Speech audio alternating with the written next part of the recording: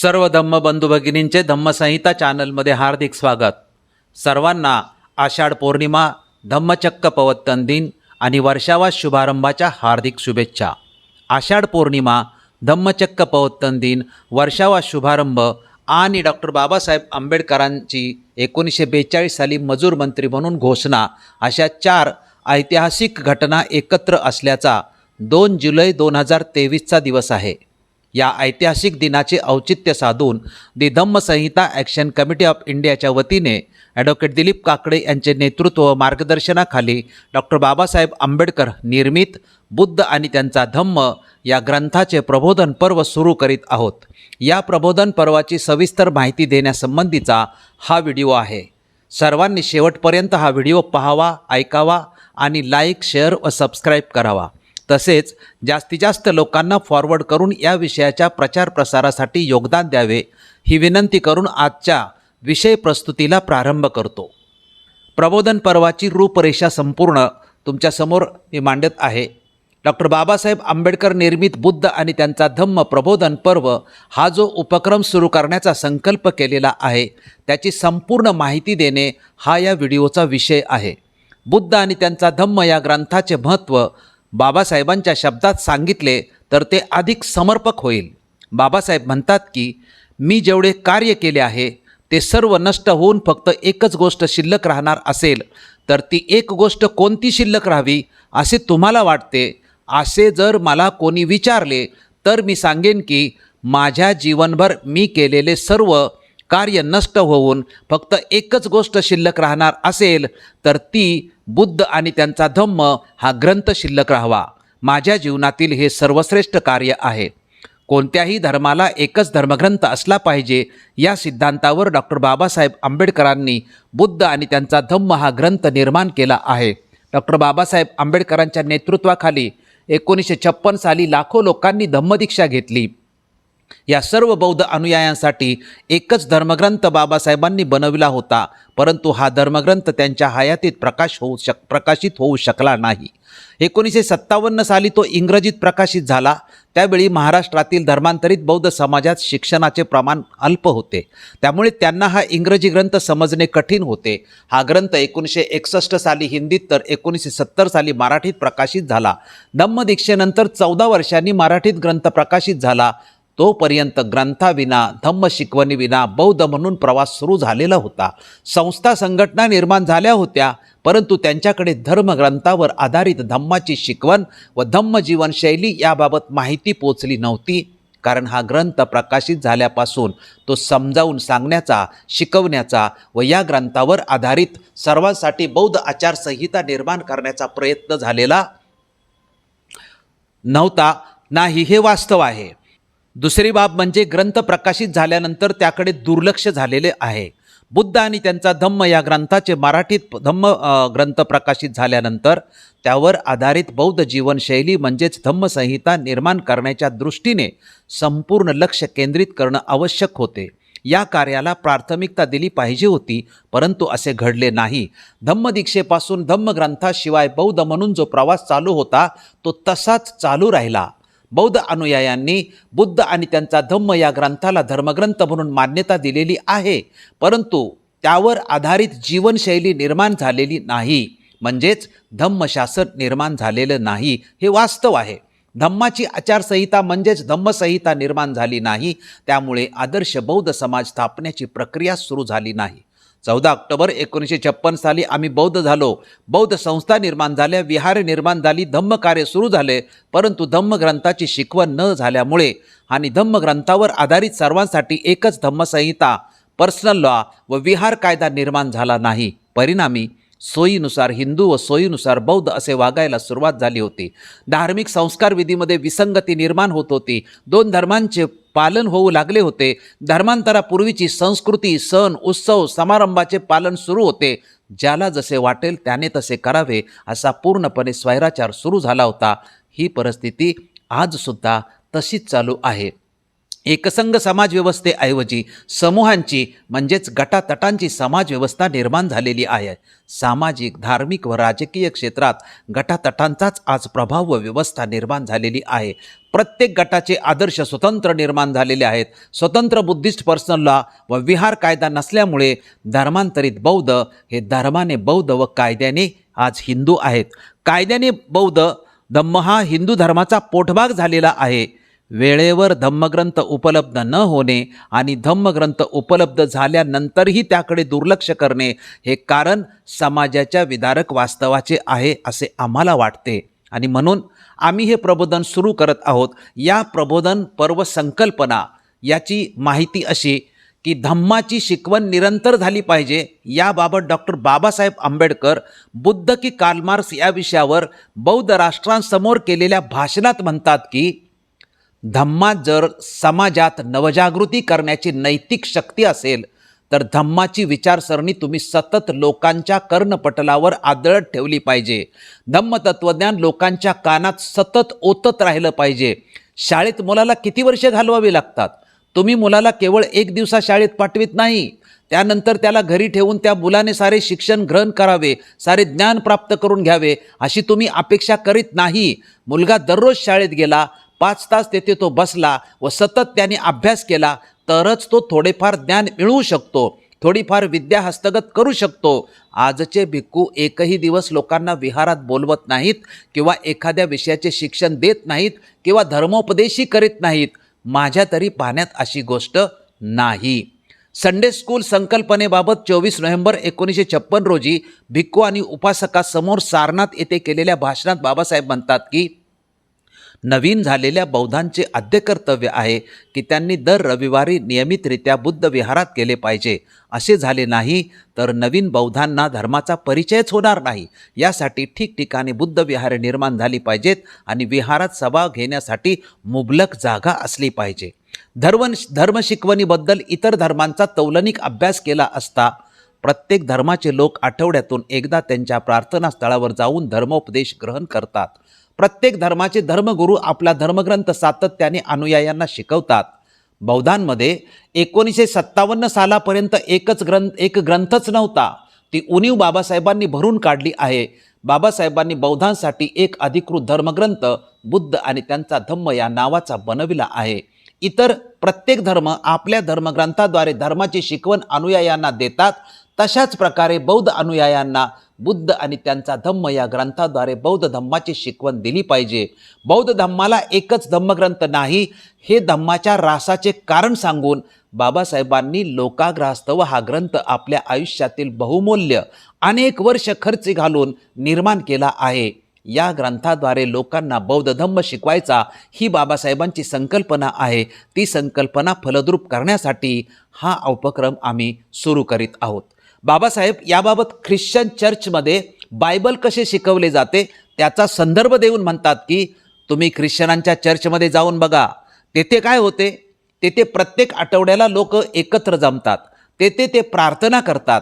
एखादा त्यांचा धर्मगुरू बायबलमधील एखाद्या विषयावर प्रवचन करून ख्रिस्ताने काय सदुपदेश केला हे समजावून सांगतो. त्या सदुपदेशाचे पुन्हा पुन्हा स्मरण करा म्हणून लोकांना आव्हान करतो. तुम्ही हे ऐकून निश्चितच आश्चर्यचकित व्हाल की ख्रिस्ती धर्माचा 90% भाग तत्वशः व रचनात्मकदृष्ट्या बौद्ध धर्मापासूनच घेतला गेलेला आहे. ख्रिश्चनांनी बौद्ध तत्वज्ञानाची नक्कल केली यात मुळीच वाद नाही. परंतु बौद्ध धम्म प्रसारासाठी ख्रिश्चनांनी स्वीकारलेल्या मार्गाची बौद्धांनी नक्कल करण्यास मुळीच कसलीच हरकत नसावी. जरी ते मार्ग बहकले तरी बुद्धाचा धम्म त्यांच्या मार्गदर्शनासाठी एखाद्या पोलिसासारखा उभा आहे. धम्म शिकवण म्हणजे काय? तर धम्म शिकवण म्हणजे धर्मग्रंथाची शिकवण म्हणजेच बुद्ध आणि त्यांचा धम्म या ग्रंथाची शिकवण होय. बौद्ध जीवनशैली निर्माण करण्याचा आधार काय? तर त्याचे एकमेव उत्तर आहे की बौद्ध जीवनशैली निर्माण करण्याचा आधार बुद्ध आणि त्यांचा धम्म हा एकमेव ग्रंथ आहे. बुद्ध आणि त्यांचा धम्म या ग्रंथावर आधारित बौद्ध आचारसंहिता म्हणजे धम्मसंहिता, दी बुद्धिस्ट पर्सनल लॉ म्हणजे स्वतंत्र बौद्ध विवाह, वारसा, घटस्फोट, दत्तक इत्यादी कौटुंबिक कायदे, बुद्ध विहार व्यवस्थापन कायदा या गोष्टी निर्माण व्हाव्यात यासाठी आम्ही कार्य करीत आहोत। या विषयावर सातत्याने वेगवेगळ्या प्रकारची अभियाने राबवित आहोत। स्वाक्षरी अभियान, जनजागृती, जनसमर्थन अभियान सातत्याने राबवित आहोत।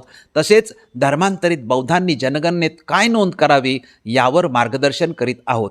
बुद्ध आणि त्यांचा धम्म या ग्रंथावर आधारित सर्व बाबी निर्माण व्हाव्यात यासाठी जीवन समर्पित करून समाजात प्रत्यक्ष कार्य करीत असताना, लोकांबरोबर चर्चा करताना लोकांची बौद्ध धम्म, बुद्ध आणि त्यांचा धम्म ग्रंथ, बुद्ध विहार याप्रती श्रद्धा नसल्याचे ठिकठिकाणी आम्हाला ऐकायला मिळत होते, प्रत्यक्ष परिस्थिती पाहायला मिळत होती व अनुभवी येत होता। समाजाचा ओढा धम्माऐवजी राजकारणाप्रती अधिक असल्याचे सुद्धा आम्हाला अनुभवाअंती आढळले। म्हणजेच समाजाची भावना धम्माभिमुख होण्याऐवजी राजकारणाभिमुख झाल्याचे वास्तव मात्र आमच्या लक्षात पूर्णपणे आलेले होते।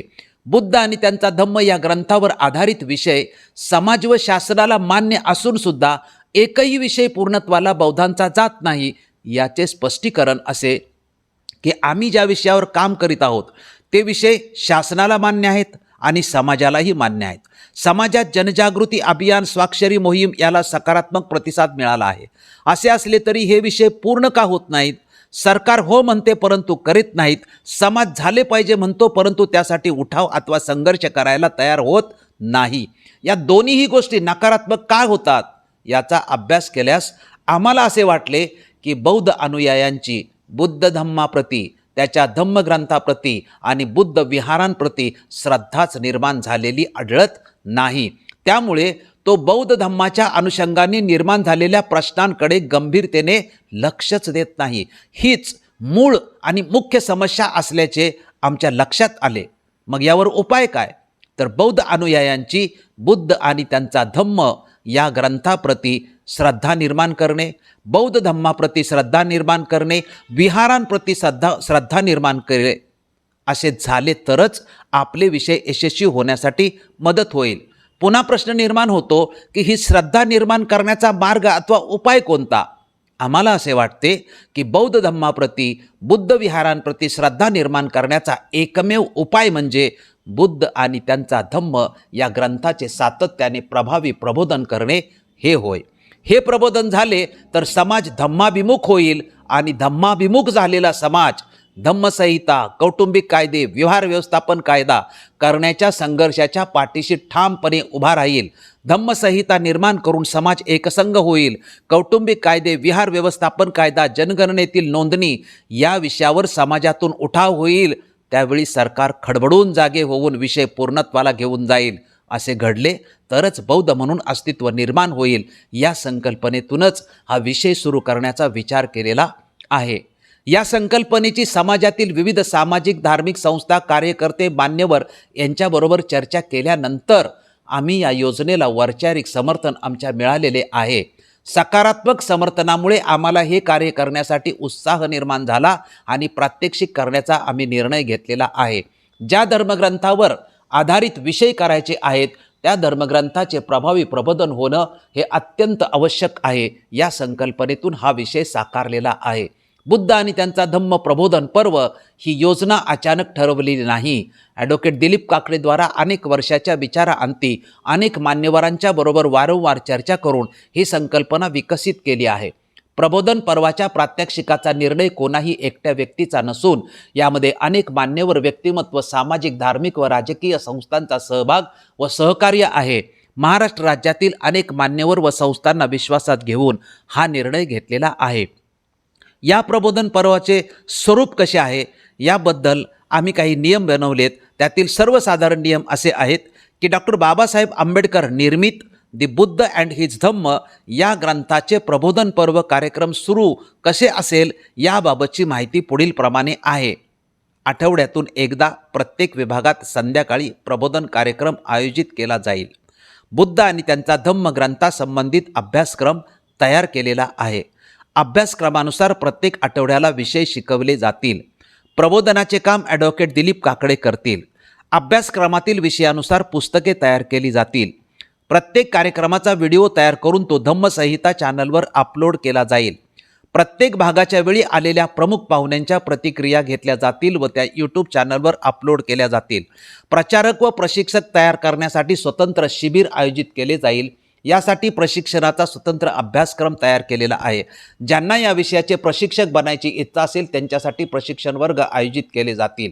एखाद्या आठवड्यात काही अडचण असेल तर कार्यक्रम होणार नाही, परंतु त्याची माहिती जाहीरपणे करण्यात येईल। कार्यक्रमाच्या स्थळाबाबत वेळोवेळी माहिती देण्यात येईल। या कार्यक्रमात वेळोवेळी येणाऱ्या सूचना व अनुभवानुसार बदल करणे केले जातील। या उपक्रमात भाग घेणाऱ्यासाठी जे नियम आहेत ते पुढील प्रमाणे: 9 तारखेपासून सुरू होणारे वर्ग कसे असतील याबाबतचे नियम आम्ही बनवलेले आहेत। ज्यांना ते मान्य असतील त्यांनाच वर्गात प्रवेश दिला जाईल। हे वर्ग शिस्तबद्ध असतील याचे नियम ठरवलेले आहेत। या वर्गाला येणाऱ्याने आपला अर्ज भरून दिला पाहिजे। या वर्गाला येणाऱ्याने सफेद कपडे घालून आले पाहिजे।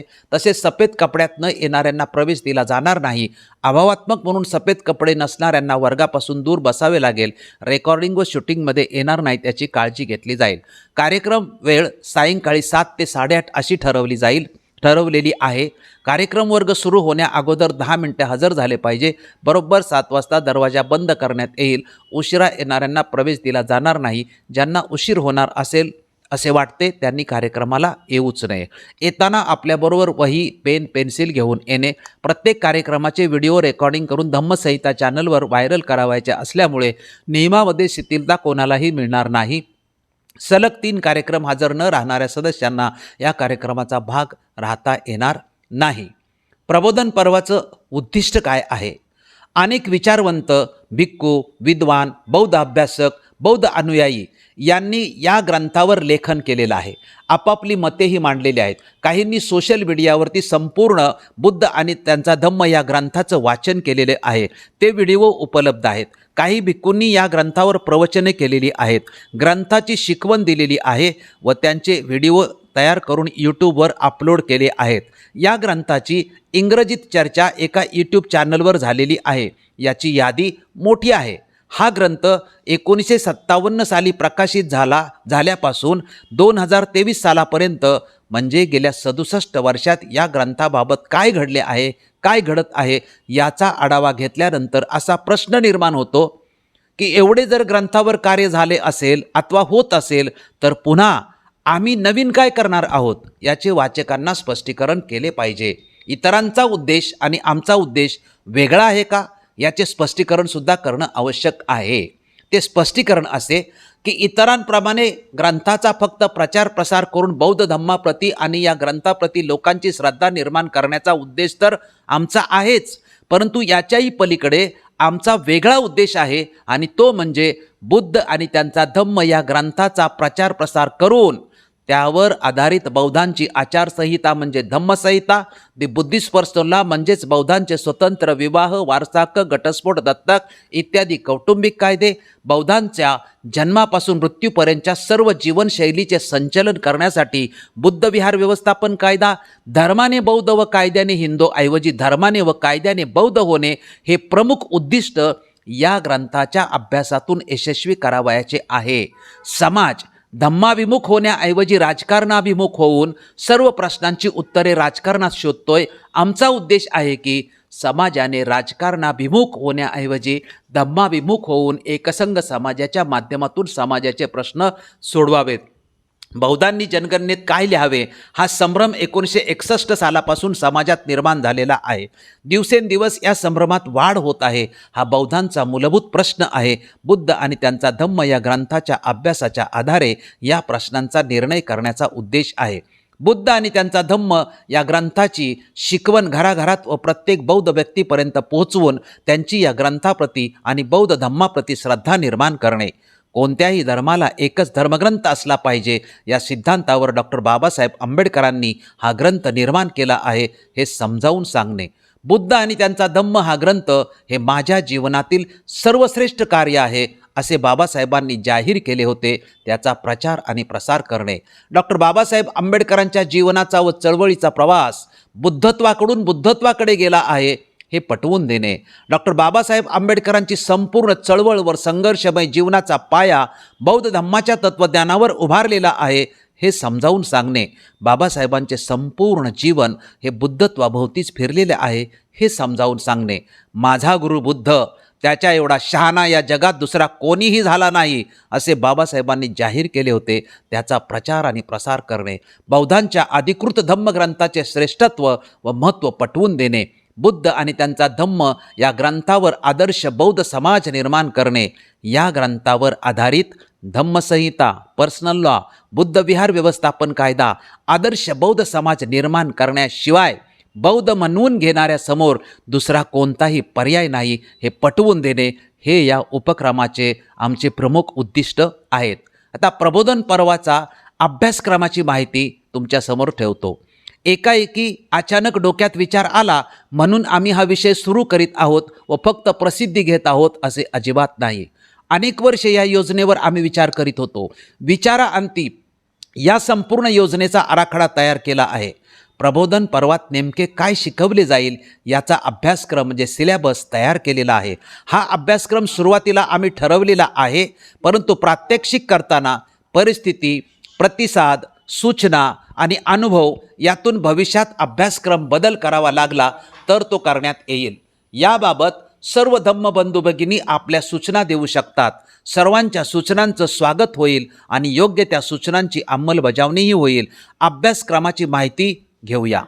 हा संपूर्ण अभ्यासक्रम 3 भागात विभागलेला आहे. भाग पहिला डॉक्टर बाबासाहेब आंबेडकरांचा बुद्ध धम्माशी संबंध व वाटचाल. भाग दुसरा डॉक्टर बाबासाहेब आंबेडकर निर्मित बुद्ध आणि त्यांचा धम्म या ग्रंथाची पूर्वपीठिका. आणि भाग तिसरा बुद्ध आणि त्यांचा धम्म या प्रत्यक्ष ग्रंथाचे विश्लेषण. भाग पहिला डॉक्टर बाबासाहेब आंबेडकरांचा बुद्ध धम्माशी संबंध आणि वाटचाल. यामध्ये बाबासाहेबांचा बौद्ध धम्माशी संबंध आल्यापासून त्याची वाटचाल 4 मार्गाने झाल्याचे आम्हाला अभ्यासांती आढळले आहे. त्यातील पहिला मार्ग म्हणजे त्यांनी बौद्ध धम्मासंबंधी लिहिलेले लेख. दुसरा मार्ग त्यांचे ग्रंथलेखन. तिसरा मार्ग त्यांनी केलेली भाषणे. आणि चौथा मार्ग म्हणजे त्यांच्या जीवनातील प्रात्यक्षिक घटना. या 4ही मार्गांनी बाबासाहेबांचा धम्मासंबंधित जो प्रवास झालेला आहे त्या 4ही भागातील गोष्टींची यादी तयार करून तिचा अभ्यास करणे हा पहिला सिलेबसचा भाग आहे. दुसरा भाग बुद्ध आणि त्यांचा धम्म या ग्रंथाची पूर्वपीठिका. त्यामध्ये या भागात समाविष्ट असलेले मुद्दे पुढील प्रमाणे आहेत की बुद्ध आणि त्यांचा धम्म हा ग्रंथ लिहिण्याची संकल्पना बाबासाहेबांची कशी निर्माण झाली. त्यानंतर बाबासाहेबांनी या ग्रंथाचा नियोजित आराखडा कसा तयार केला. या ग्रंथाच्या प्रकाशनाचा प्रयत्न कसा झाला आणि प्रकाशन कसे झाले. प्रकाशन झाल्यानंतर ग्रंथाचं परीक्षण कुणी केलेलं आहे. या ग्रंथाचा मराठी अनुवाद कुणी केलेला आहे, हिंदी अनुवाद कुणी केलेला आहे, इतर कोणत्या भाषेत अनुवाद झालेले आहेत. या ग्रंथाची संपूर्ण संदर्भसूची नेमकी काय आहे. या ग्रंथाचे वाचन यूट्यूबवरती किंवा घरोघरी किंवा वाचनासंबंधात नेमकी परिस्थिती काय आहे. त्यानंतर हा ग्रंथ छापाई आणि प्रकाशनाच्या संदर्भातली संपूर्ण माहिती नेमकी काय आहे. धम्मदीक्षेपूर्वी प्रकाशित करण्याची बाबासाहेब आंबेडकरांची तीव्र इच्छा होती, परंतु ती पूर्ण होऊ शकलेली नाही. त्यानंतर लेखनाची पार्श्वभूमी अथवा हा ग्रंथच का निर्माण झालेला आहे त्याची पार्श्वभूमी आणि कारणे. बुद्ध आणि त्यांचा धम्म या ग्रंथाबाबत बाबासाहेबांचे लेख व भाषणातील नेमके संदर्भ कुठले आहेत. बाबासाहेबांनी जो ग्रंथ निर्माण केलेला आहे या ग्रंथासारखे जगात किती समांतर ग्रंथ आहेत या संदर्भात. आणि शेवटचा मुद्दा या भागातला तो म्हणजे बाबासाहेब आंबेडकरांनी या ग्रंथाला लिहिलेली मूळ प्रस्तावना. यामधीलच दुसरा भाग आहे की या ग्रंथ अभ्यासातून नेमके निर्माण झालेले आमच्यासमोर कुठले प्रश्न आहेत. तर पहिला प्रश्न आहे बाबासाहेबांच्या लेखनाचे 2 प्रकार. एक त्यांच्या हयातीत व हयातीनंतर प्रकाशित झालेले लेखन. दुसरा बाबासाहेबांच्या हयातीत धम्मदीक्षेपूर्वी ग्रंथ का प्रकाशित झालेला नाही हा प्रश्न. तिसरा प्रश्न गोस्पेल ऑफ बुद्धिझम आणि बुद्ध आणि त्यांचा धम्म यांचा तुलनात्मक अभ्यास केल्यानंतर काही प्रश्न निर्माण होतात. मूळ प्रस्तावना वगळण्यात आली आहे. नियोजित आराखड्यातील 4थ्या भागाचं स्पष्टीकरण आणि ग्रंथाच्या अनुवादाबद्दलचे विचार. त्यानंतर बाईसाहेब आंबेडकरांची भूमिका आणि विविध अभ्यासकांची या ग्रंथावरली भूमिका असा दुसरा भाग हा 2 भागात समाविष्ट आहे. तिसरा जो भाग आहे बुद्ध आणि त्यांचा धम्म प्रबोधन व विश्लेषण, म्हणजे तिसऱ्या भागामध्ये आपण प्रत्यक्ष ग्रंथाला स्पर्श करणार आहोत. ग्रंथाच्या पहिल्या पृष्ठापासून ते शेवटच्या पृष्ठापर्यंत जे जे लिहिलेले आहे त्याचे संदर्भासहित स्पष्टीकरण करण्यात येईल. हा जो संपूर्ण सिलेबस किंवा अभ्यासक्रम आहे याचे सादरीकरण म्हणजे प्रेझेंटेशन नेमकं कशा पद्धतीने होणार आहे त्याचीही आम्ही थोडक्यामध्ये माहिती आपणासमोर जाहीर करतो. प्रबोधन पर्वाच्या योजनेतील सादरीकरण हा मुद्दा आमच्या दृष्टिकोनातून सर्वात महत्त्वाचा आहे. एका महान महामानव महापुरुषांनी जगन्मान्य ज्ञानाच्या प्रतीकाचा हा धम्मग्रंथ आहे. तो लिहिण्यासाठी 5 ते 5.5 वर्षाचा काळ धनंजय कीर यांच्या पुस्तकातील संदर्भानुसार, तर बौद्ध धम्माचे सार या प्रस्तावनेतील संदर्भानुसार 8 वर्षाचा कालावधी लागलेला आहे. एवढा प्रचंड कालावधी ज्या ग्रंथाला लागतो तो ग्रंथ किती महान व महत्त्वाचा असेल याची जाणीव होते. दुसरे वैशिष्ट्य, या ग्रंथाच्या प्रस्तावनेच्या लेखनासाठी रात्रभर तंद्री लागणे, म्हणजे रात्री लेखनास बसल्यानंतर सकाळ कधी झाली हे बाबासाहेबांना कळलेच नाही. यावरून ग्रंथाची गंभीरता, पावित्र्य व महत्त्व लक्षात येते. अशा महान धर्मग्रंथाचे सादरीकरण कसे करायचे याचा विचारसुद्धा आम्ही केलेला आहे. सर्वसाधारण विचार करावयाचा झाल्यास अशी भूमिका आहे की इतर धर्माच्या धर्मग्रंथाची शिकवण ऐकण्यासाठी हजारो अथवा लाखो लोक जमतात. धर्मग्रंथावर प्रवचने होतात, कथा सांगितल्या जातात, गाणी म्हटली जातात, भजन केले जाते. अशा विविध प्रकारे धर्मग्रंथ शिकवला जातो. आमची ही भूमिका अशी आहे की बुद्ध आणि त्यांचा धम्म या ग्रंथाचे प्रबोधन करताना, तो शिकवताना आम्ही विशिष्ट फॉर्मॅट करण्याचा प्रयत्न करणार आहोत. उदाहरणार्थ, पहिला जो पूर्वपीठिकेचा भाग आहे त्यामध्ये हा ग्रंथ लिहिण्याची संकल्पना बाबासाहेबांची कशी व केव्हा आली आणि ती संकल्पना विकसित होऊन ग्रंथ कसा बनला यामधील सर्व अवस्थांचे चित्रण अथवा स्पष्टीकरण करण्यात येईल. यासाठी शक्य ते सर्व सोर्स मटेरियल जमवले आहे आणि अजूनही शोधण्याचा प्रयत्न आमचा सुरूच आहे. दुसरा आणि तिसरा भाग सादर करताना असा करण्याची योजना आहे की बाबासाहेबांनी हा ग्रंथ जगात उपलब्ध असलेल्या बौद्ध साहित्याच्या आधारे निर्माण केला असल्याचे म्हटले आहे. अनेक ग्रंथातून साहित्य मिळवलेले आहे, अनेक बौद्ध संप्रदायाच्या ग्रंथातून साहित्य घेतलेलं आहे. बौद्ध धम्माचे विविध ग्रंथ, विविध संप्रदाय यांच्यातून साहित्य एकत्र करून त्याची रचना केली आहे, असे बाबासाहेबांनी त्यांच्या ग्रंथाच्या प्रस्तावनेतच हे स्पष्ट केले आहे. त्यामुळे या ग्रंथातील प्रत्येक शब्द, वाक्य, ओळ, प्यारा, मुद्दा, भाग आणि खंड बाबासाहेबांनी कोणत्या मूळ ग्रंथातून घेतलेले आहे, तो ग्रंथ कोणत्या बौद्ध संप्रदायाचा आहे, ते का घेतलेले आहे, ज्या ग्रंथातून घेतले आहे त्या ग्रंथाची माहिती, त्या लेखकाची माहिती, त्यानंतर जे घेतले आहे त्याचा अर्थ काय याचे स्पष्टीकरण केले जाईल. इतके काय अर्थ लावायचा, इथे काय अर्थ लावायचा, अर्थ समजल्यानंतर तो मुद्दा समजावून सांगण्यासाठी अथवा सादर करण्यासाठी कथा, प्रवचन, कीर्तन अशा पद्धतीच्या फॉर्मॅटमधून जावे लागेल.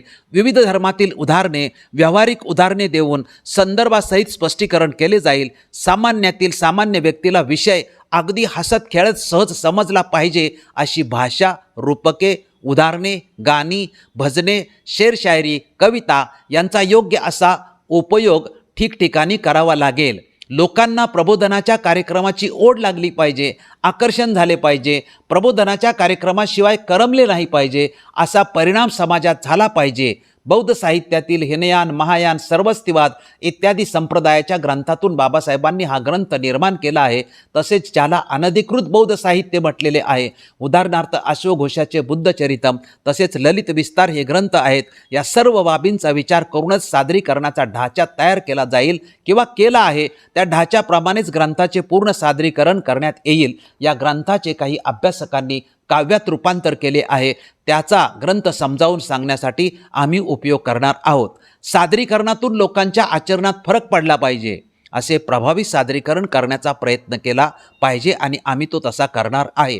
विविध संप्रदायाचे साहित्य आहे त्याची माहिती, विविध संप्रदायाची माहिती, बाबासाहेब आंबेडकर अभिप्रेत धम्माची माहिती आणि विशेष म्हणजे जर बाबासाहेबांनी उपलब्ध साहित्याच्या आधारे ग्रंथ बनवला असेल तर असा ग्रंथ निर्माण करण्याचे कारणच काय, तसेच विविध बौद्ध ग्रंथातून बाबासाहेबांनी संदर्भ घेतले आहेत, त्या मूळ साहित्याचा आणि बाबासाहेबांनी घेतलेल्या संदर्भाचा कसा उपयोग करायचा अथवा फरक समजावून सांगणे.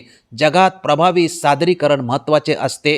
ज्या काळात प्रभावी प्रबोधन होते त्या काळातील पिढी सुखी समाधानाने जीवन जगते. ज्या काळात प्रबोधन कमी होते अथवा होतच नाही त्या काळात जीवन त्या पिढीतील असह्य होते. कालखंड किंवा किती काळ आम्ही हे कार्यक्रम करणार आहोत या संदर्भाचे स्पष्टीकरण असे की धर्मग्रंथाचे प्रबोधन हा अखंडपणे निरंतर पिढ्यानपिढ्या चालणारा उपक्रम आहे किंवा कार्यक्रम आहे. एका पिढीच्या काळात प्रबोधन करायचे व पुढच्या पिढीसाठी करायचे नाही असा हा विषय नाही. प्रत्येक पिढीला सातत्याने धर्माची शिकवण देणे आवश्यक आहे किंवा असते.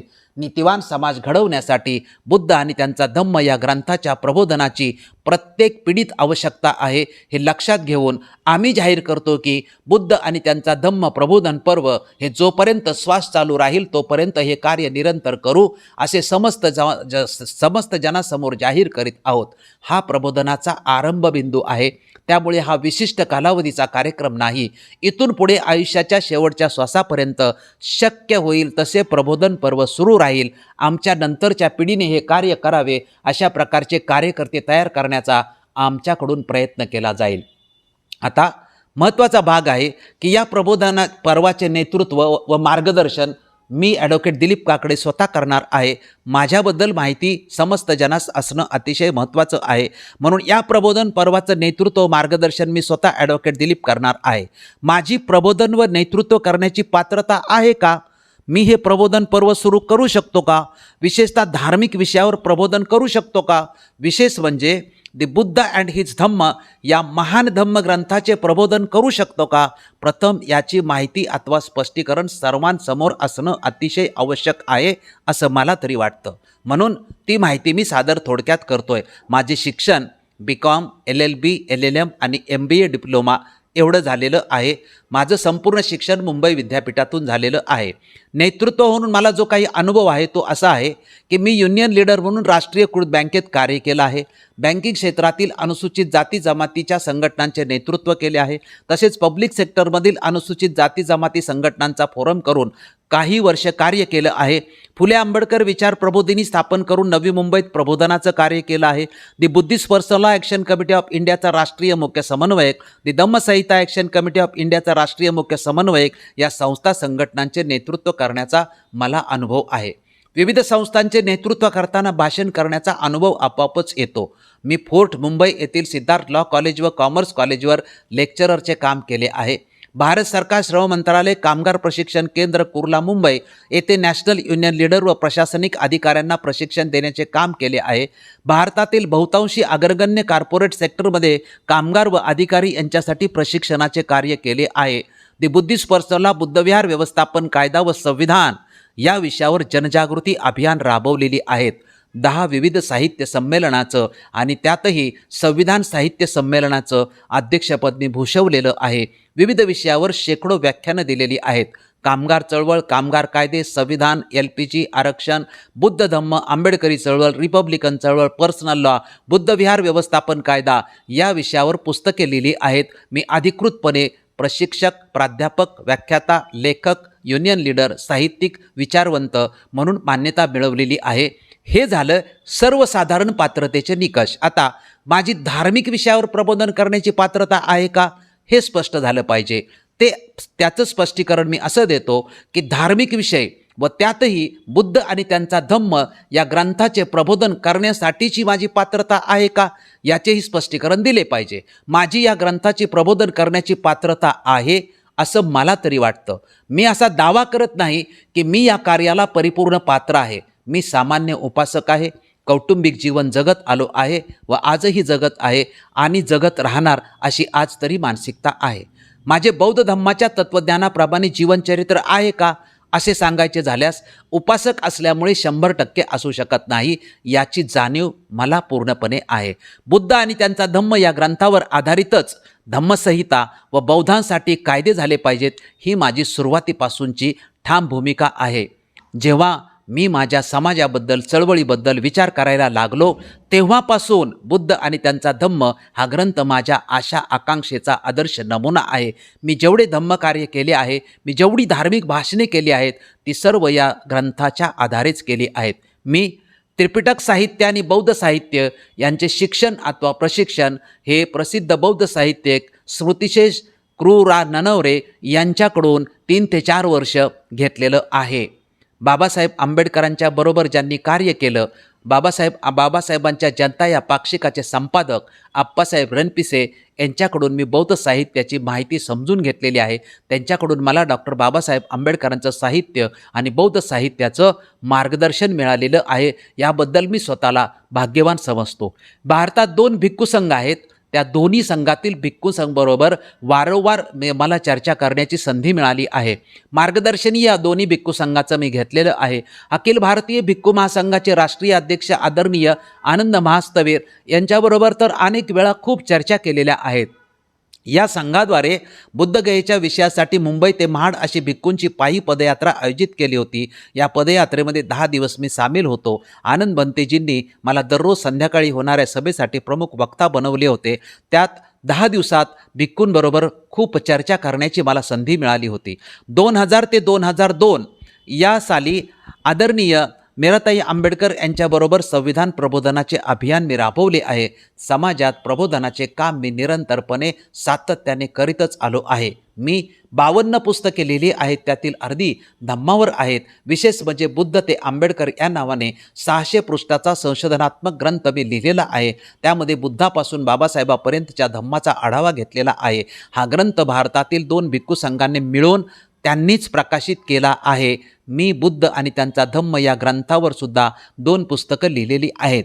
बुद्ध आणि त्यांचा धम्म या ग्रंथाचा संशोधनात्मक अभ्यास मी अनेक वर्षापासून करीत आहे. या सर्व कार्यांचा एकत्रित विचार केला तर मला स्वतःला विश्वास आहे की मी या विषयाचं नेतृत्व मार्गदर्शन करू शकतो. या व्हिडिओच्या माध्यमातून आम्ही असे आव्हान करतो की ज्या बौद्ध व्यक्तीला या कार्याचे महत्त्व पटेल त्या व्यक्तीने या कार्याचा भाग बनले पाहिजे. या कार्याच्या प्रात्यक्षिकासाठी नियोजन करणे, लेखन करणे, प्रसिद्धी करणे, प्रबोधन करणे, प्रशिक्षण करणे, कार्यालयीन काम करणे, सोशल मीडियासाठी काम करणे अशा अनेक गोष्टींसाठी मनुष्यबळाची आम्हाला आवश्यकता आहे. ज्यांना ही योजना योग्य वाटते त्यांनी यामध्ये योगदान केलं पाहिजे. जे शक्य आहे ते केलं पाहिजे. प्रत्येकाच्या मनात प्रथम योगदान करण्याची भावना निर्माण झाली पाहिजे. इच्छुक लोकांनी आमच्या समन्वयकाकडे संपर्क साधावा व आपल्या माहितीचा अर्ज भरून द्यावा ही नम्र विनंती.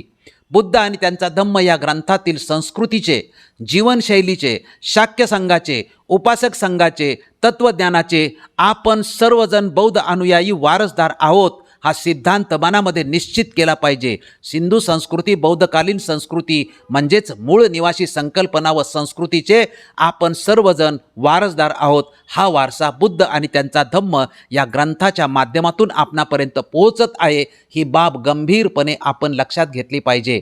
धम्मसंहिता चॅनलला लाईक, शेअर व सबस्क्राईब करून सहकार्य करा.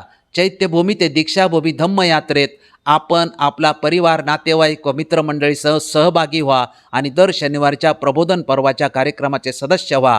आपण हा संपूर्ण व्हिडिओ ऐकला, पाहिला त्याबद्दल आपले मनापासून आभार मानतो. आपणाला योग्य वाटत असेल तर लाईक, शेअर व सबस्क्राईब करा आणि जास्तीत जास्त लोकांना हा व्हिडिओ फॉरवर्ड करा ही विनंती करतो. धन्यवाद.